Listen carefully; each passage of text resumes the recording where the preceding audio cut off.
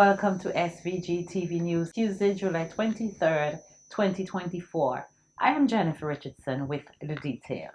With hundreds of roofs blown off during the passage of Hurricane Beryl in St. Vincent and the Grenadines, Minister of Transport, Works, Lands and Physical Planning Montgomery Daniel wants the relevant stakeholders to do something immediately about the substandard building materials used in SVG.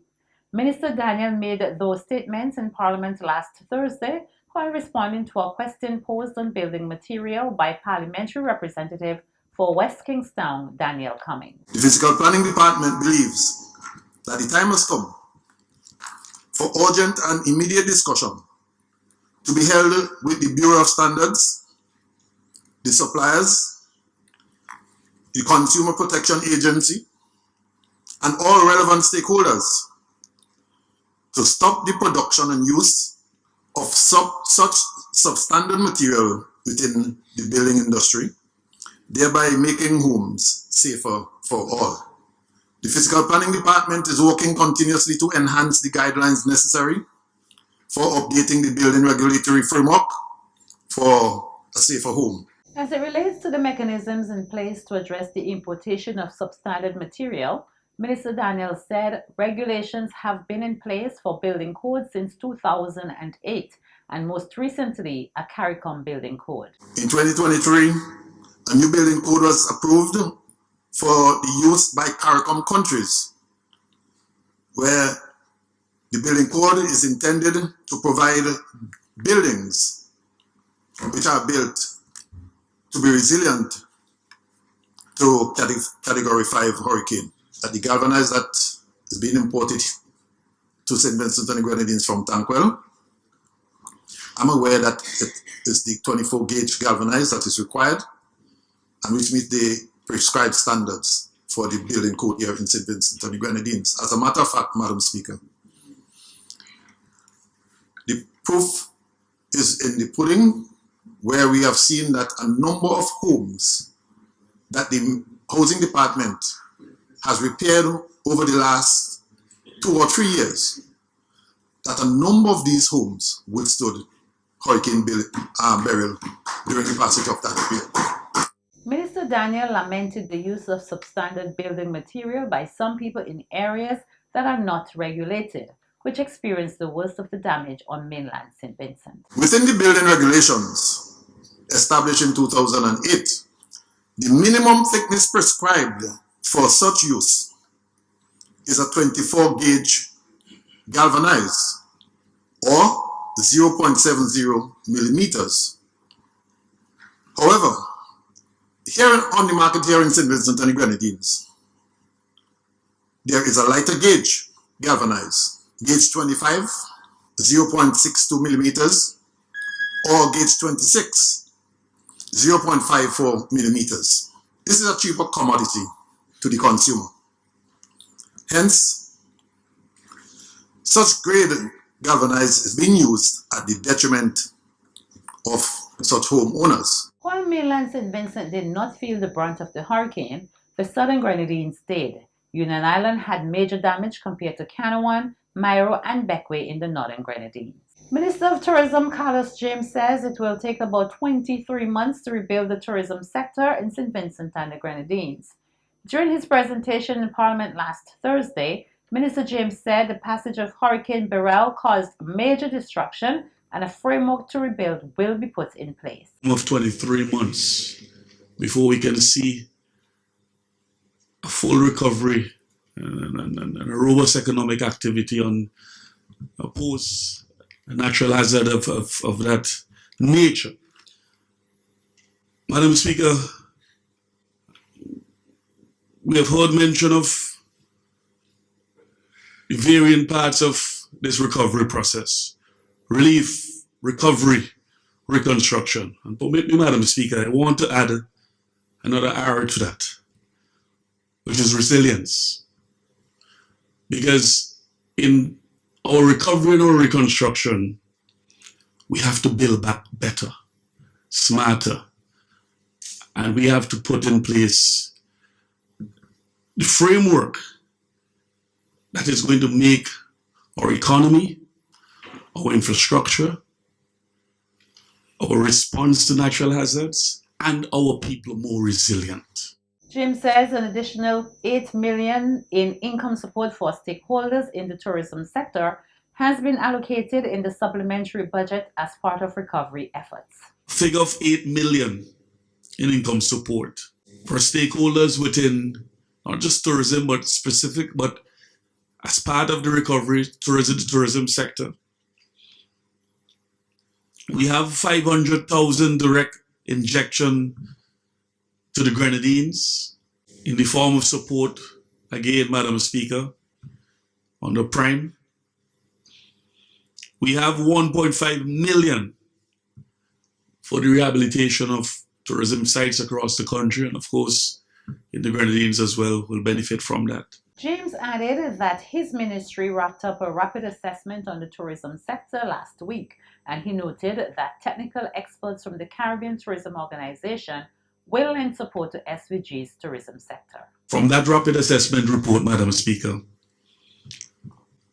it will inform our decision how we, as a ministry and all of the stakeholders within the industry, how we move forward to do further assessments. In fact, from next week, I intend to have almost every single officer within the Ministry of Tourism and the Tourism Authority outsourced into the field. Minister of Education Curtis King has given the assurance that maintenance of all government solar PV installations will be carried out at schools. The minister was responding to a question posed by opposition Senator Chevron John at the last sitting of Parliament. John was seeking an update on the solar panels that were destroyed by the 2021 Lassifere eruptions at the Georgetown Secondary School. King said EC $220,000 was budgeted for this year for maintenance. To date, the energy unit has engaged the services of a very competent professional to do the assessment of each solar PV site and generate a report indicating the necessary maintenance works which may be needed. An assessment of the Georgetown Secondary School solar PV system was scheduled for Wednesday, 3rd July 2024, but had to be postponed due to the passage of Hurricane Brian. Speaking on the cause of fire hazard of solar panels at the Georgetown Secondary School, King explained that the cause was internal damage to the solar panel modules. Many of the modules were done without the energy unit or contractor supervision. And 3, the downpour of volcanic ash and rocks did damage and created cracks and shattered some panels. After the analysis was completed, which determined the cause of the fire, the contractor and donor agencies were notified, and the donor agency since then has been trying to hold the contractor accountable under the spare parts warranty clause within the contract, but has not been successful. Responding to a question of the overall cost of the solar project in SVG, Minister King said that the joint venture entity contract amounts to US $66,673. The contract was awarded to a joint venture entity consisting of Caribbean Lead Lighting Inc. and Sol Light Solar Inc. for a contract that amounted to US $66,673, the equivalent in EC $180,017. The Ministry of Foreign Affairs has advised that officials from the United States Embassy Bridgetown will be visiting St. Vincent and the Grenadines to provide consular services for American citizens. They will also hold a town hall meeting for U.S. citizens and accept applications for passports and consular reports for birth abroad. The visit is scheduled for Monday, July 29th to Wednesday, July 31st, 2024. VINSAVE, Pioneers of Early Childhood Education and Daycare in St. Vincent and the Grenadines, is celebrating its 61st anniversary this week. Chairperson of the Planning Committee, Conroy Huggins, told SVG-TV News that they are proud of the achievements which have contributed to the development of young minds in this country. It has been impacting lives. And from the students who attended VINSAVE over the years, yesterday at the service, Miss Victoria Alexander, she stated yesterday that she was a beneficiary from VINSAVE because back in the 70s, 80s, 90s, VINSAVE offered a scholarship program for students in secondary school.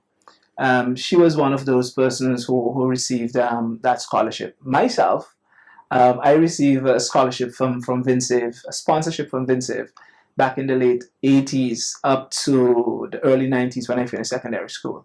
So I always, refer to VINSAVE as an entity, an agency that helped with my education. Huggins, a past student of VINSAVE, says the school continues to meet the pockets of parents while delivering quality education. For example, for the daycare, the preschool, they are the most economical in all of Kingstown, and has always been. VINSAVE, through its program, the Early Childhood Training Center, that is a center that prepared early childhood practitioners, teachers, in early childhood education in the 60s, 70s, 80s, and 90s, and even up to this day. We still have our training center that is doing training of early childhood education practitioners. But in the earlier years, it also provided training for persons throughout the English-speaking Caribbean, the Windward Islands, and the entire English-speaking Caribbean. The week of activities started with the church service, and for the remainder of the week, there will be activities that will showcase the work of the organization. Wednesday the 24th, we'll be hosting an open day. And the open day will focus on the activities that are taking place in VINSAVE, the highlights of VINSAVE. And we're actually inviting the media to come along on that day. That activity will commence around 10:30 in the morning. Then on the Friday, the 26th, we will host a social media day. Saturday, the 25th is the grand finale, which basically brings an end to the week of celebrations.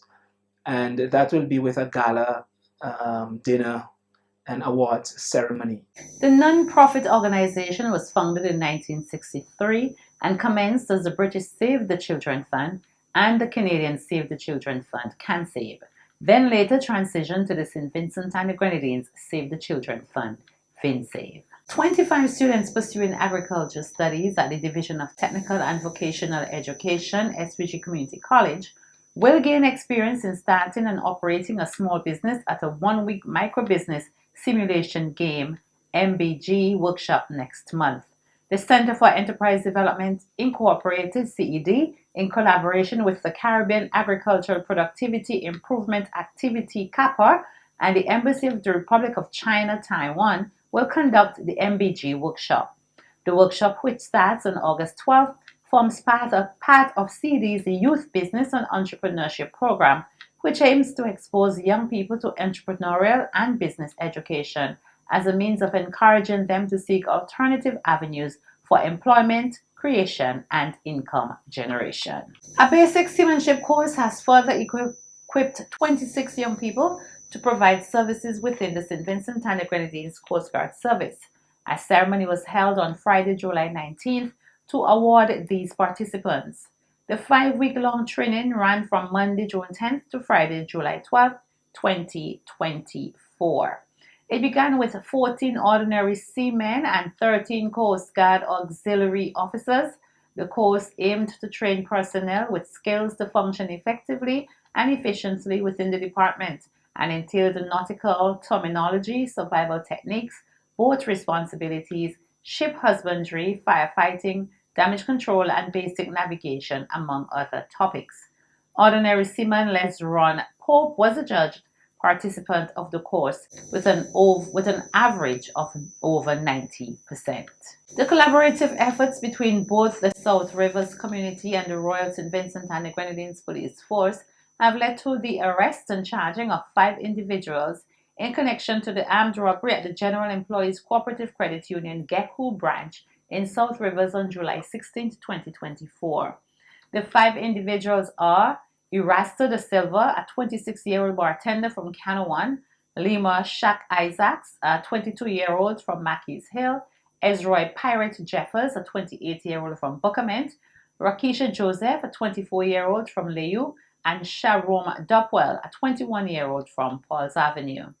They were charged for possession of an unlicensed firearm, possession of unlicensed ammunition, using a firearm in commission of a robbery, attempting murder, armed robbery, and property damage of the Geku building.